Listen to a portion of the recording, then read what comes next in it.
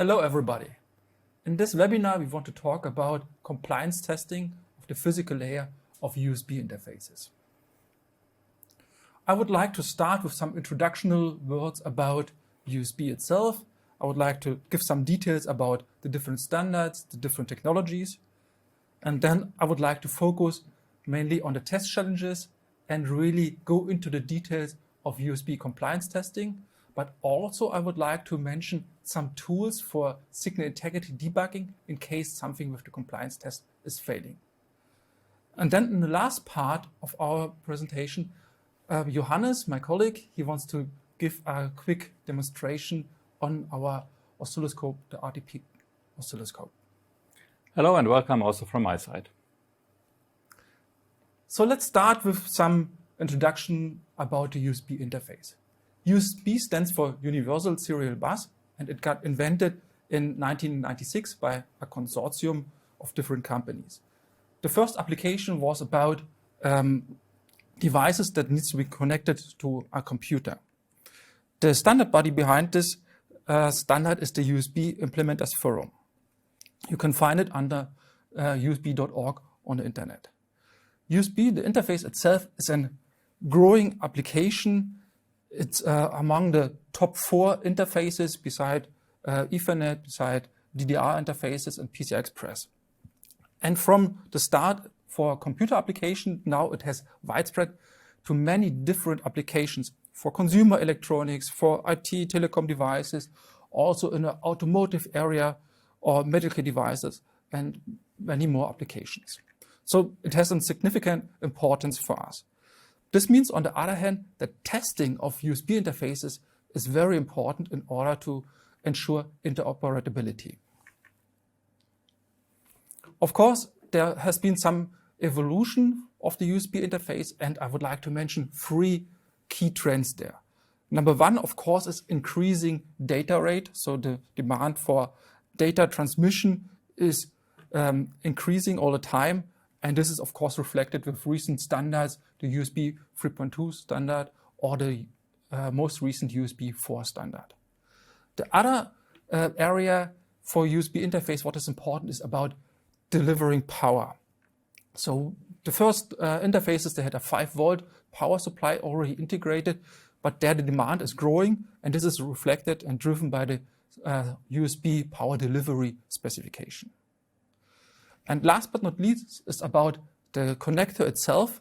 The requirements there are also increasing for more data rate, for more power, and also for easier handling. And this is reflected by the USB Type-C specification. Let's have a look to the evolution of the standard itself. As mentioned, it started around 1996 with the USB 1.0. And the next milestone then really was in the year 2000, where the USB interface suddenly was capable to deliver a data transmission rate of 480 megabits per second. Next milestone then was the USB 3.0 specification, where the data rate even went up to 5 gigabit. And for all these different transmission modes, there are, let's say, like code names. So for 5 gigabit, we have super speed. The next step was in 2013, where an additional 10 gigabit data rate became available, and this is then under the name SuperSpeed Plus. Then 2015, we had a significant enhancement on the connector side. There the USB Type-C connector got introduced with a dedicated specification, and also USB power delivery that allows a powering up to 100 watt was introduced. The next step then was 2017, where a dual lane transmission was introduced. So using the Type-C connector, now it became possible to transmit 2 times 10 gigabit. And the most recent evolution step is the USB 4 standard, which allows a transmission of 2 times 20 gigabit, again, based on the Type-C connector. So you see quite some enhancement on the standard there, and as said, really a widespread of this USB interface in many different industries. So connected to the different standards, of course, there are different interfaces connected with the USB 2.0 at the 480 megabit, there was an, let's say, very simple interface connected. You see it here on the right side. There was the data transmission with the D plus and D minus signal, so a differential signal, and there were a 5-volt signal, V bus, and a ground signal connected. Then with the next step, with the 5 gigabit standard, we got additional signals. So now we have transmitter TX and receiver RX. So we have a unidirectional data transmission now. But for compatibility, still in this cable or in this connector, there are the USB 2.0 interfaces still included. And then the latest interface for USB is the Type-C connector. And I will give more details about this later. There we have additional channels for communication, for recognizing what is the capability of the device, additional data lanes, and so on. Let's have a look to the different connectors. On the left side, we have a picture of the standard A connector. This goes up to 900 milliamps. Then 2008, an additional smaller connector was introduced, the Micro B. And then here on the right side, we have a picture of this Type-C connector, which allows a maximum current of up to 5 ampere now. So how is the USB ecosystem working? We differentiate between host and devices, basically. So we have a dedicated communication from a host to a device. And there's additional category hubs. So this can be in between a host and device in order to allow widespreading of the USB signal. So examples for USB devices are SSD cards, thumb drives, video adapters, and so on. The host side, this is normally a computing device, like a PC. And the hub, again, it's for distributing or connecting several devices to one host, for example. Of course, the goal from the USB organization with the standard specification is the interoperability of the different devices so that the devices can safely communicate with the right set of cable, with the right set of the ports there. And this, of course, requires appropriate testing. Before we talk about the testing, I would like to give some insight to the technology that is used for the USB devices. Let's start with a look to the communication layers of the USB devices. So we have here the 3 columns of the host, the hub, and the devices. And if we talk about compliance testing, first of all, with an oscilloscope, we have the physical layer in mind. So the physical layer is here on the top visible. And here you already can see what are the key elements of the physical layer. So there's data encoding, there's a clock data recovery, there's some scrambling, descrambling block in order to assure a safe transmission of the data. There are some buffers and so on. And on top of this, there is the link and the protocol layer. And with an oscilloscope, also you have the possibility to look to the data packages of the USB protocol in order to do some debugging there. But first of all, let's focus on the physical layer. You see here on this slide the key blocks again for the transmitter and for the receiver. So as I mentioned, for USB 3.2, which is the focus for the webinar today, for the generation 1 5 gigabit and for the generation 2 10 gigabit transmission, we have unidirectional communication. So we have a dedicated transmitter and a dedicated receiver channel. I also mentioned we are talking about serial communication there. So this means there is a clock signal embedded in the signal. This means also on the receiver side you need a clock data recovery. We talk about differential signals. In order to assure a safe transmission of the data, we have some scrambling block. Then we have some coding in order to assure a good DC balancing. So for USB 3.2 generation 1, we have 8-bit, 10-bit decoding. And for the 10 gig generation 2, we have 128B to 132B coding. Then I mentioned we have an embedded clock. This means on the receiver side, we need a clock data recovery. And especially for data transmission at 5 or 10 gigabit, you have some transmission loss there already. And that's why it's also important to have some means to correct this. And therefore, for USB, we have on the transmitter side some de-emphasis and on the receiver side some equalization possibilities there. And then, as already mentioned, for Type-C, we have also a dual lane transmission, and always there is a backwards compatibility to the USB 2.0. I mentioned already this equalization as some method to compensate some transmission loss. So this is really important also for testing, of course. So it makes a big difference whether you have a very short cable, 30 centimeter, or you have a long cable, 3 meter. There might be, or there will be for sure, much higher transmission loss. And that's why the USB interface can adjust for this using equalization. So on the transmitter side, we have the so-called de-emphasis. You see this on the picture on the right side here.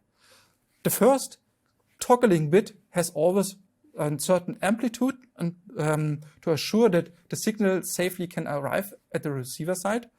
And then the following bits, if there is no immediate toggling again, there the energy is reduced, the amplitude is reduced in order to avoid overdrive.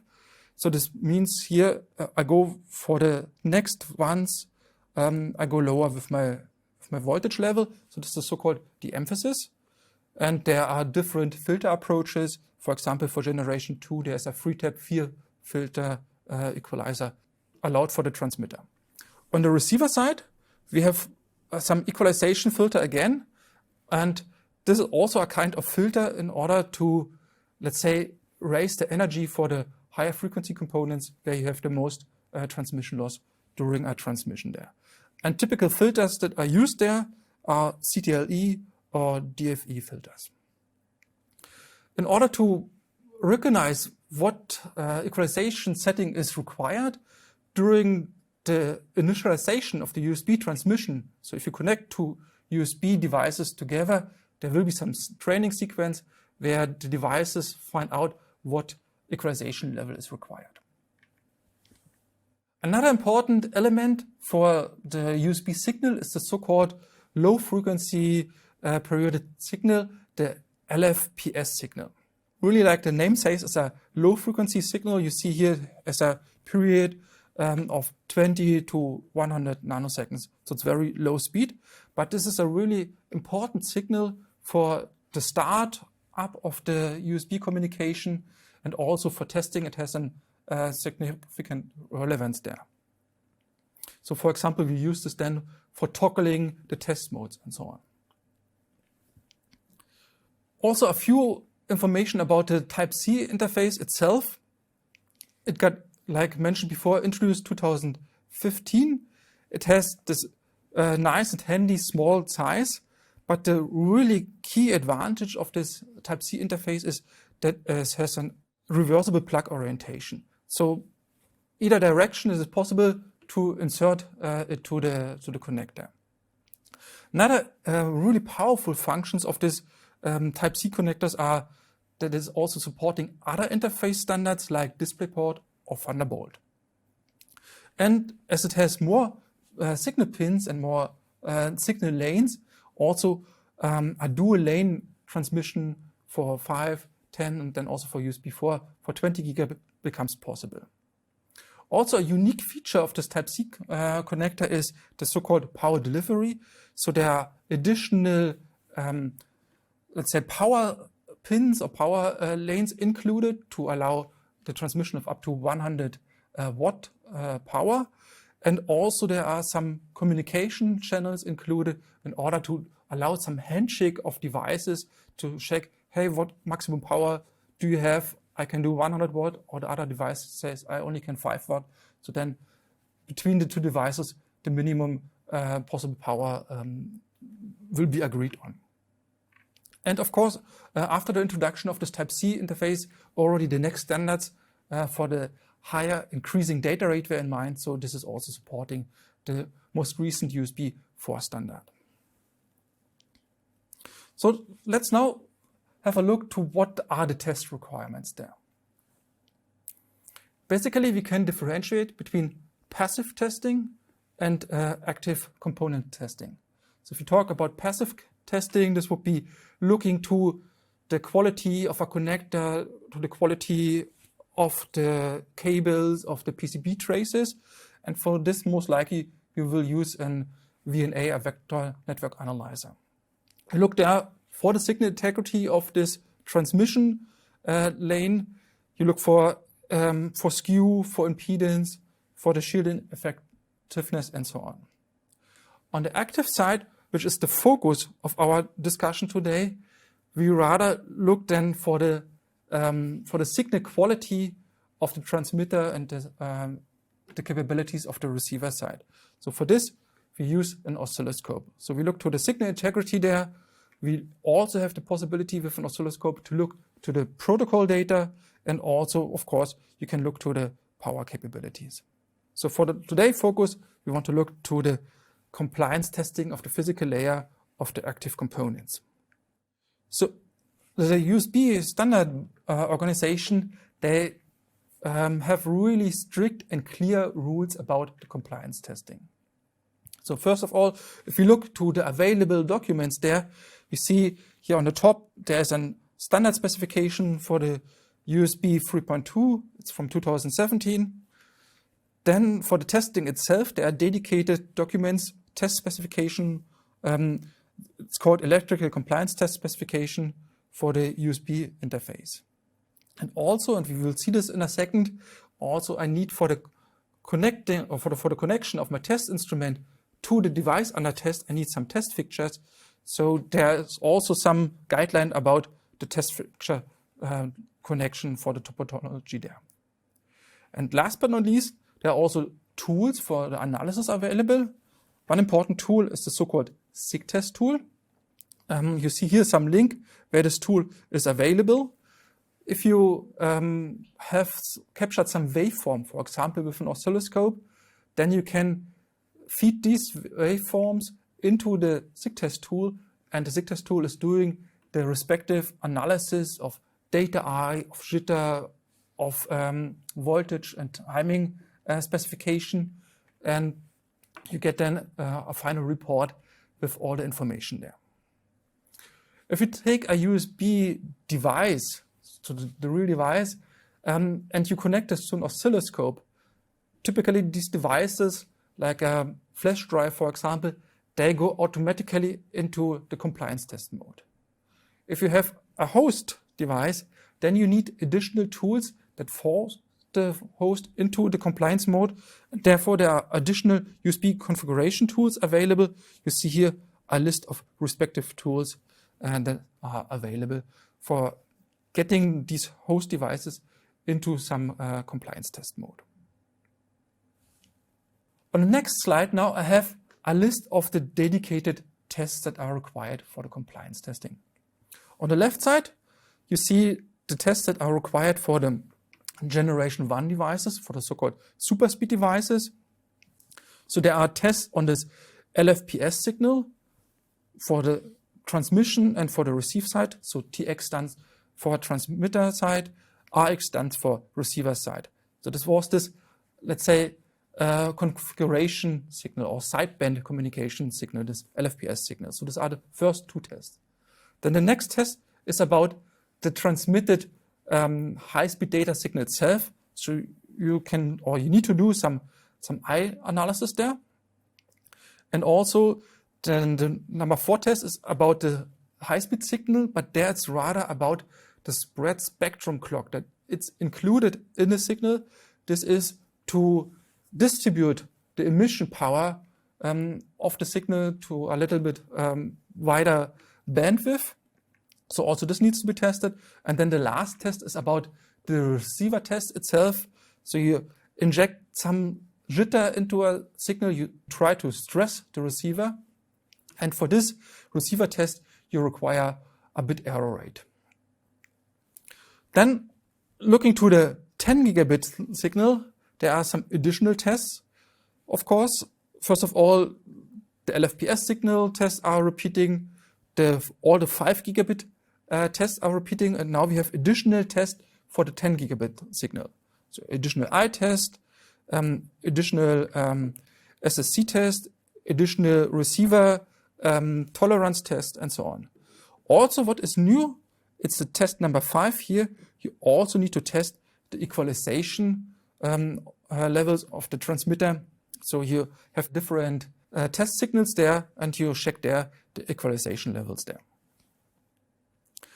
For the testing itself, also here the USB IF has defined dedicated test points. You see it here on the top picture, a model where we have the transmitter device going through some retimer, going through some connector, going through some cable, and then finally ending up at the receiver side, again, some connector, retimer, possible retimer, and then going to the receiver side there. For testing, this means I take for the transmitter test a device, and first of all, I can test at the output of the connector. This is so-called short channel test.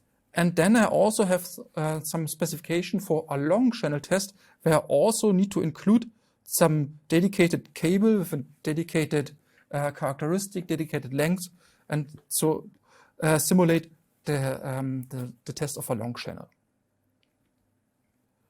What are the tools that I need for the USB compliance testing? First of all, we need an oscilloscope.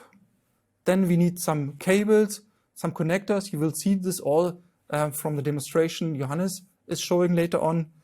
We also have in our oscilloscope a pulse source that we use in order to send an LFPS signal pulse or signal burst to the device in order to switch to the different required compliance pattern. And last but not least, you also need some test fixture, and I have another slide on this in a second. In the table below, I would like to show you what is the required bandwidth for the oscilloscope, for your whole measurement setup, for the different USB standards. So if you look to our USB 3.2, which is the focus of today, for the generation 1, for the 5 gigabit data signals, you need an oscilloscope bandwidth of 13 gigahertz. And then for the 10 gigabit generation 2, you need an oscilloscope bandwidth of 16 gigahertz. Of course, there's also the standard 4.0, which has a maximum bit rate of 40 gigabit, and here the scope bandwidth that is required is above 30 gigahertz. Let's now have a look to the test fixtures. There's only one way, if you want to do compliance testing, there's only one way to get some fixtures, and this is to buy them directly from the USB organization. Here I have a link to the store of the USB organization. You find there a list with all the different test fixtures, and key difference is, of course, what data rate, what generation I want to test, and also what type of connector do I have. There are dedicated fixture sets for Type-C connectors or for Type-A and Micro-B connector. And here on the right side, you just see some examples of the test fixtures. You see on the one side, there is the USB connector. On the other side, we have some SMA connector that are used to connect the device under test to the test instruments, to the oscilloscope or to the bit array tester. For testing now, I mentioned this several times, there are different compliance patterns in use. If we take as one example the 5 gigabit devices, for the compliance testing, the key pattern are the CP0 pattern, which is a data pattern. So I stressed, for example, the data-dependent jitter with this. And there's also a so-called CP1 pattern, which is like a clock pattern. So a clock pattern, I rather look, for example, for random jitter. So these two patterns, they are used in order to do the compliance testing of the Gen 1 devices. For generation 2, I use, of course, then 10 gigabit pattern. So the relevant pattern here, first of all, are CP10 as the 10 gigabit clock pattern and the CP9 as the 10 gigabit data pattern. And then later on for the equalization test, there are different patterns available, the so-called CP13, 14, and 15. So important to know the sequence of this pattern, because if I want to switch from one pattern to the next, I need to apply the LFPS signal, a dedicated burst length there, in order to get from one pattern to the next one. So you need to inject this to the receiving pin of the device under test. And as I mentioned, our oscilloscope has a built-in generator that can do this.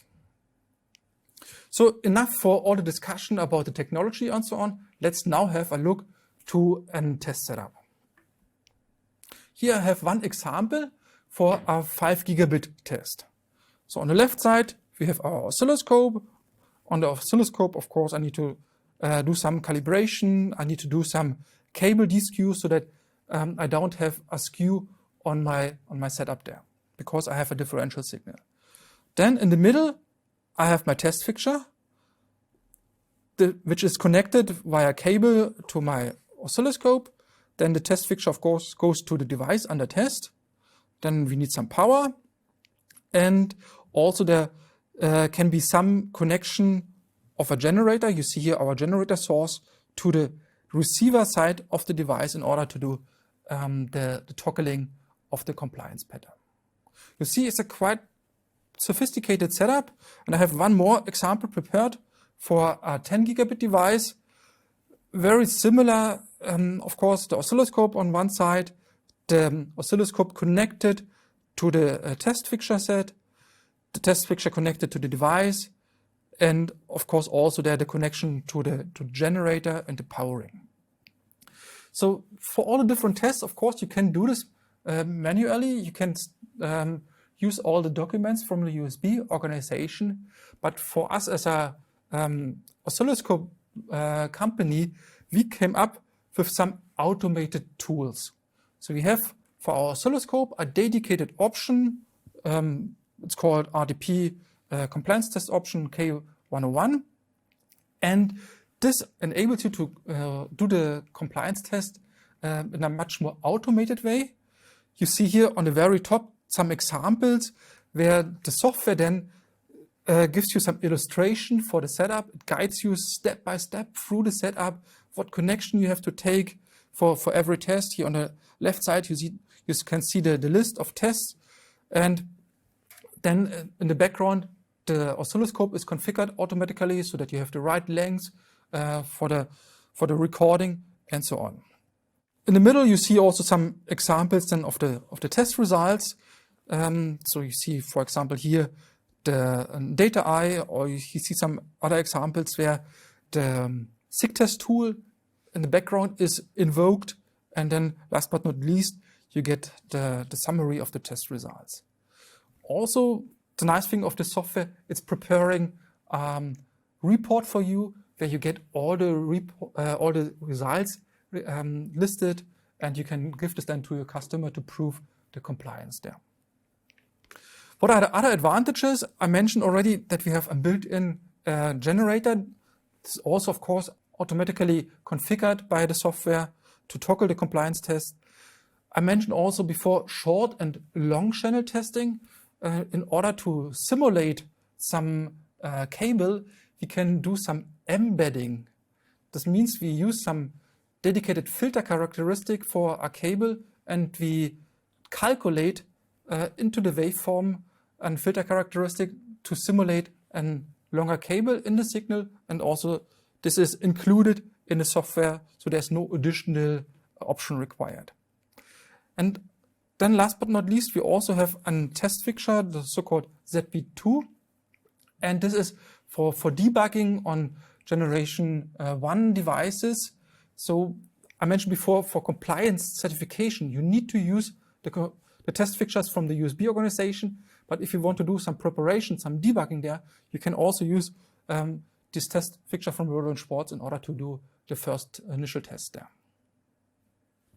So far about the compliance testing, and good luck. If everything is working, then congratulations, you did a really good design. But what about if something is not working? And now you want to find the mistake there, you want to do some debugging. And then it becomes really a challenging part, and it's important to have the right tools there. And this is what I would like to talk now in the next section. let's talk about debugging of the USB interfaces. And basically, there are 3 possible steps that I have listed on the next slide here. First of all, very basic timing and level measurements. So oscilloscope, of course, like you can see here on this picture, shows a waveform. You can measure the amplitudes there, you can measure the timing, you can measure rise time and so on in order to get a basic understanding of the signal and find some potential errors there. Of course, this is pretty cumbersome. There are cursors available, automated measurements, and so on. The next step is really to use an eye diagram, and I have more details about this in a second, to look to the signal integrity of the data transmission. You see here an eye diagram example. So basically, this is the overlay of the individual bits that gets transmitted, the ones and the zeros. And of course, they are not idle. So you have some jitter here on the horizontal side, and you have some noise on the vertical side. And of course, the target is that I have an open eye so that the receiver can detect then a valid 1 or a valid logical 0 of the data that are transmitted. Very important, of course, for the serial signal is that the clock is embedded in the signal, so I need on the receiver side a clock data recovery. And for our eye analysis, we have some clock data recovery available in the oscilloscope in order to simulate this from the receiver side so that we look to an eye diagram like the receiver is looking to the signal. And then the next step is really, if I see there is some significant jitter and noise in the signal, that I do a very detailed analysis about the sources. So I want to understand what is the jitter, what is the noise in the signal. So I want to do some breakdown there, and there is some dedicated jitter and noise decomposition software available. So for the eye diagram, I mentioned already this is a tool in order to look to the signal integrity quality. So it's an overlay of the ones and zeros. You can look here for jitter, you can look for noise, and you see here also on the USB specification, there are some limits for the minimum open eye that are applicable. On the RTP oscilloscope from Rohde and Schwarz, we have some dedicated functions in order to make a really safe analysis of the data eye. Of course, first of all, it's a statistical analysis, so you need a lot of data. So this means I need to have the capability to acquire waveforms very fast. And that's why a lot of functions are implemented in real time. So we have a clock data recovery, which is in real time. We have a de-embedding function, which is in real time. We talk about differential signals, so we do the math calculation in real time. Also, if we do analysis like the histogram, like the mass test, and so on, everything we do in real time in order to collect results very, very fast and in order to get a high confidence in the results there. And just to give you an understanding how we can do this, here a quick step to the RTP oscilloscope architecture. First of all, we have really fast waveform acquisition there because we built our own ASIC there. And then we have, like I mentioned, in the signal path, we have real-time de-embedding to compensate some signal losses from the cable, which is part of your test setup. We have in the real-time signal path also a math block where we have differential signal and common mode signal calculation. In the trigger block, we have the possibility to simulate a clock data recovery with a maximum speed up to 16 gigabit. And still in hardware, we do the analysis also of mass test and histogram. So this is really enabling this real-time eye analysis.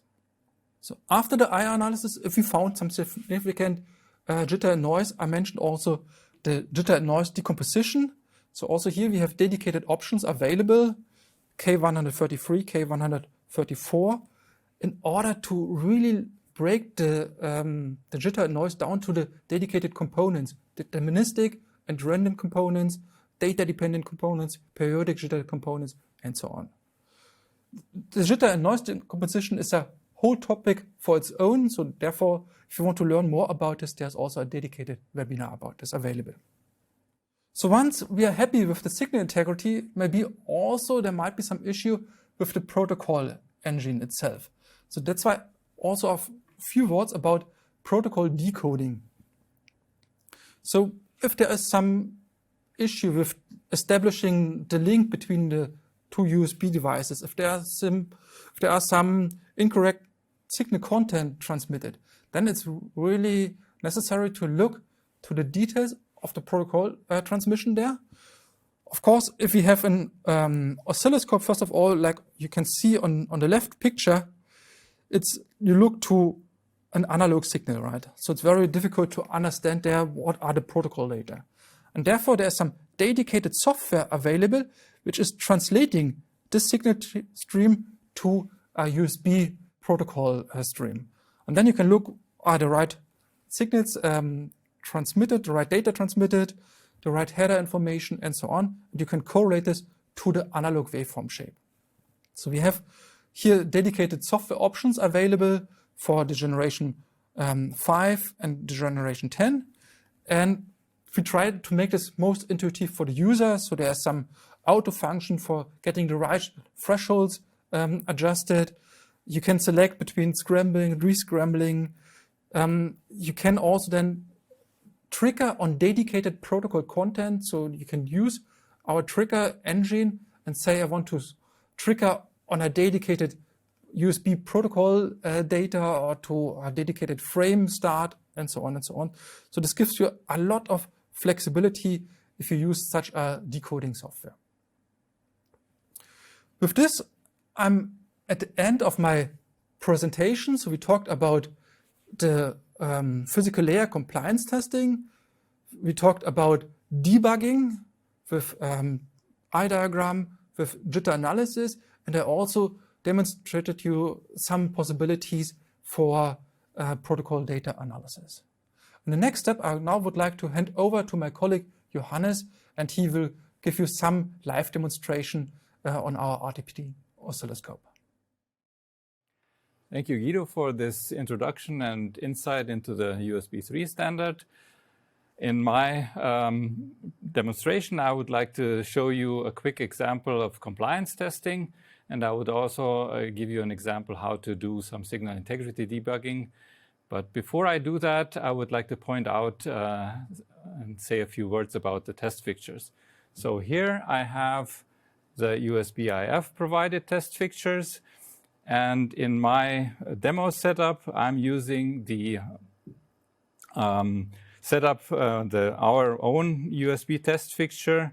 It is connected with the transmit signals to the channels of the oscilloscope. The receiver connections of the DUT are connected to our arbitrary waveform generator in order to switch the compliance pattern.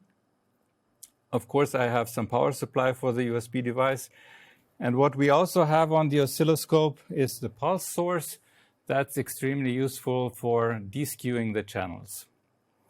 So let me start with the example of the compliance test. For that, I'm selecting the analysis menu. Inside the firmware, I have the menu compliance test. And here you see all the standards that we provide or support in terms of compliance testing.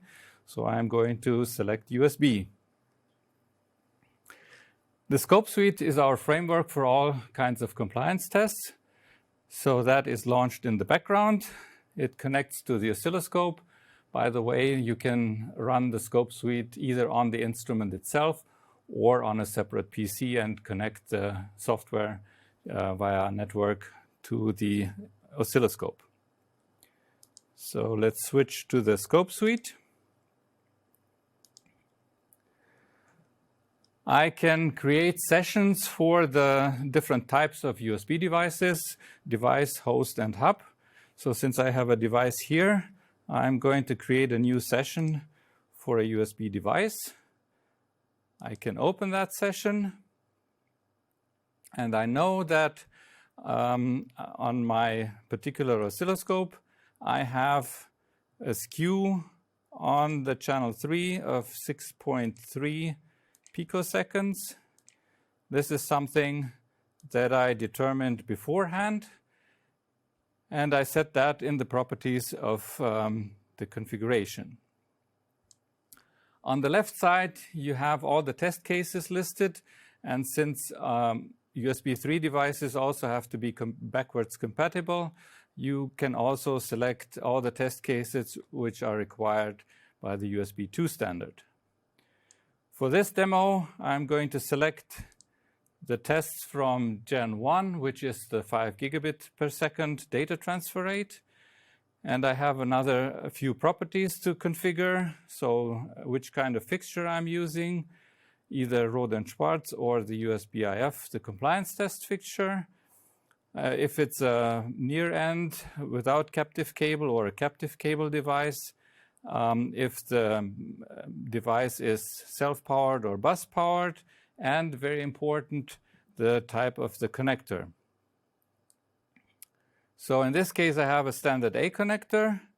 A very useful feature is this checkbox here, where I can select to save the waveforms, which I can use afterwards for offline execution and run offline analysis at a later point in time. There are other things that we can configure in the report, some logistical information, which I could enter here, the serial number of the DUT, who performed the test, where it was performed, and such things. For now, I'm going to run the LFPS test.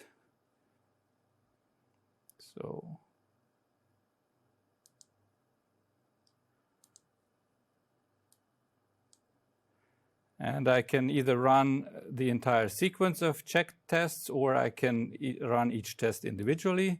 For now, I'm going to run the LFPS test by itself. The framework configures the oscilloscope for the particular test, loads the test sequence in the background, and gives me some guidance how the setup should be. So here you have an overview which is already there. Tells you which cables to connect how. I can go to next. And then in the next step, it asks me to connect the DUT and power up the device.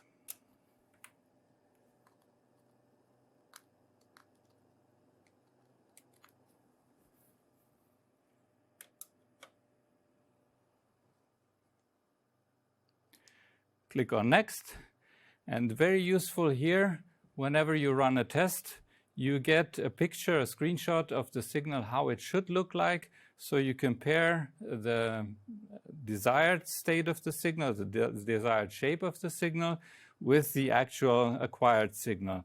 So we see here some sequence of bursts, which matches what it should look like. So I can go ahead.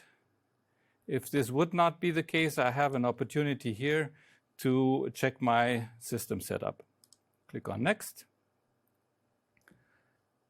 Now the software saves the waveform, invokes SIG test, as Guido mentioned in the presentation. This is the standardized tool for the analysis according to the standard. And I already have the results. You see all the 3 subtests have passed this test. As an additional test, I can run the super speed transmitted I. Go ahead and test single.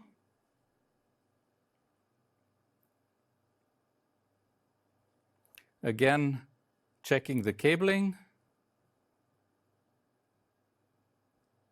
Power up the DUT, it's already powered up. It's there. I can disconnect and reconnect to reinitialize the DUT. And now I see, again, the desired signal shape. I can verify that and compare that with the real signal shape. And there's a specialty here. So we can measure both short channel and long channel in one shot. You can tell this from the fact that we have 2 waveforms in here. The one in magenta is the short channel. Obviously, it has a higher amplitude. And we emulate the long channel with a mass signal where we replace the actual cable by an accordingly designed mass filter. So by doing that, we have a very reproducible setup. that allows us to use only one acquisition for both short and long channel. So let me continue the test.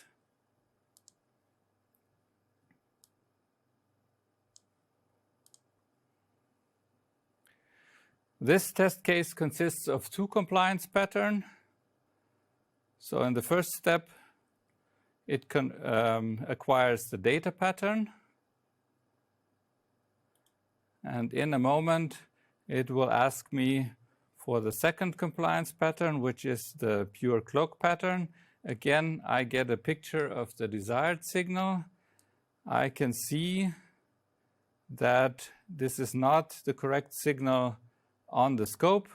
So here, by toggling the ARB waveform generator, I have the opportunity to toggle the waveforms until I see the one that I need for the CP1 compliance pattern.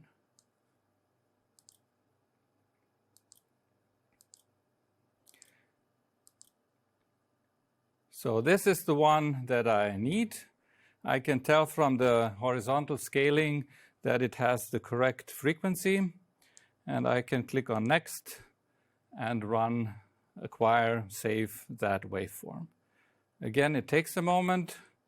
The waveforms are saved, passed on to the SIGTest tool, which will be invoked in a moment.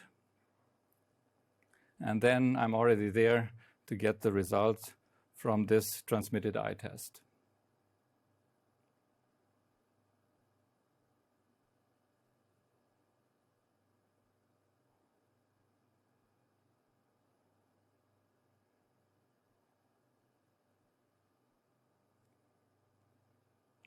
Takes a few moments because the standard requires to acquire at least 1 million UIs.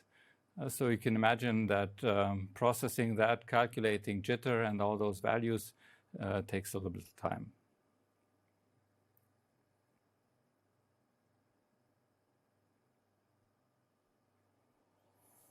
And you see from the notes, first of all, the short channel is processed, and then the long channel data is fed into SIGTest, and I get both results in one shot, just using half of the number of acquisitions that I would need if I had a separate cable.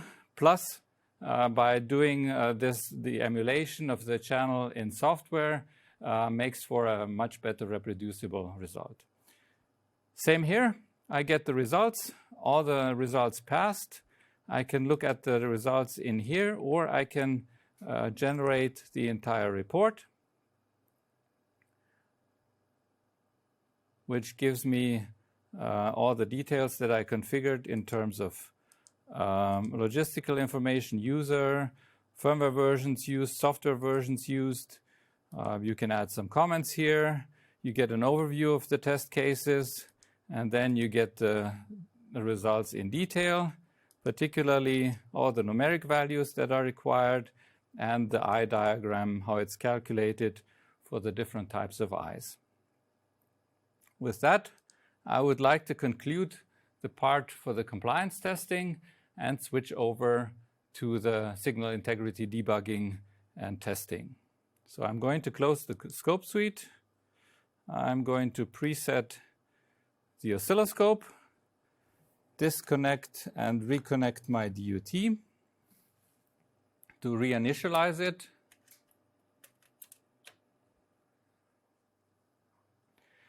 Now I have channel 1.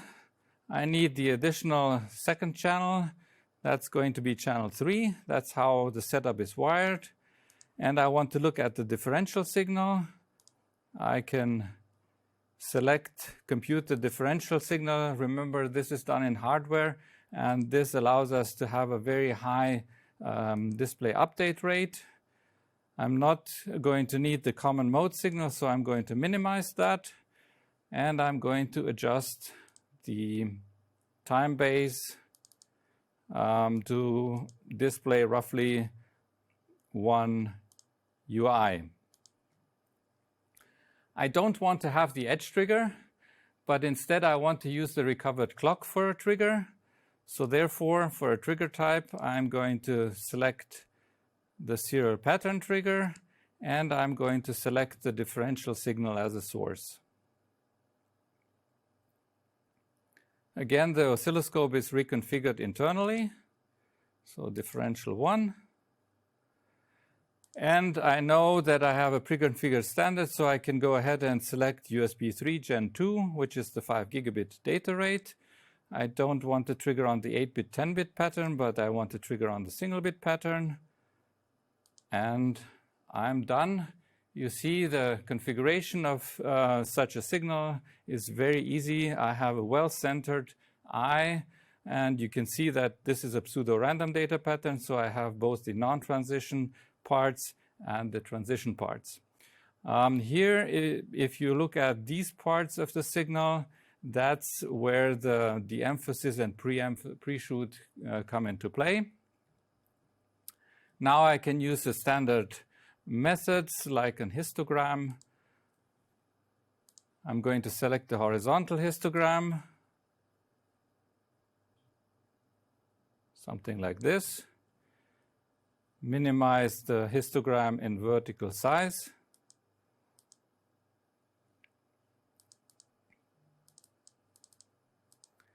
And I can, in addition, apply some measurements to the histogram. So for category histogram, waveform count, and I want to see the peak value. I want to see the standard deviation, and I'm going to apply it on the differential 1 signal. So down here, you see the results. You see the waveform count is increasing very fast because the histogram is calculated in hardware. Also, the differential math is done in hardware, so that makes for a high acquisition rate. And the peak value, the next one, is half of the UI. So having 100 picoseconds roughly here very well corresponds to the data rate of 5 gigabits per second, which corresponds to a UI length of 200 picoseconds. And then the standard deviation is already a good indicator of the jitter. Of course, there's no jitter separation yet here. We have a different solution for that, but due to time limitations, I'm not going to go into that demo. We have another webinar on that. That already concludes my demo. Thank you for your attention. I hope that you have had the opportunity to find something out of here. Thank you. Thank you, Johannes, for the demonstration. So I hope this was valuable for you to see what is possible with an oscilloscope. And I would like to come to my summary now. First of all, I would like to mention the portfolio from Rohde and Schwarz for USB testing. So we have solutions for compliance testing, we have solutions for trigger and decode testing, for the different standards, for USB 2.0, for USB 3.2, but we also have solutions for analyzing USB power delivery, to look there to the protocol. And you can see here in this slide an overview of all the available solutions there. If we talk about the highest possible rate for the USB 3.2, so the 10 gigabit, a typical oscilloscope configuration would be the RTP164, a 16 gigahertz oscilloscope. We would include there a differential pulse source. We would also include there a generator. We need, of course, cables for the connection there. And we also, if we do some debugging on the traces, on the connectors, you also could use some probes there. And then, as you could see before, there are dedicated options for the trigger and decode of the USB interface, for power delivery. There are the compliance test option. And for debugging itself, I also would recommend the so-called signal integrity bundle that includes de-embedding, the serial pattern trigger, and then last but not least, also the jitter and noise decomposition option. So far, we talked about the active component testing from Rohde and Schwarz itself. We saw it in the beginning. Also, there are passive components like the cable, connectors, and so on. Also here we have a portfolio of test equipment like our VNA families, different numbers of ports. Of course, 4 port would be very handy for testing differential signals there. And there are also dedicated software available for doing some time domain analysis to look to the impedance, to the skew, to the data eye, and so on. So all in all, I think we can say the USB interface is really growing, or the availability is growing in the market. It's spreading to many different industries. So it's a very popular interface, and therefore the testing of the compliance is really key. Like you could see, Rohde and Schwarz has a full set of tools for testing USB interfaces, passive side, active side, and especially with my background on oscilloscope, I can say for signal integrity debugging, we have a very powerful solution with our RTP oscilloscope. And I think you also could see this in the demonstration. Our RTP oscilloscope with the 16 gigahertz is a very compact instrument, very low fan noise, so it fits really in every lab for doing the right job there. With this, I would like to say thank you for your interest.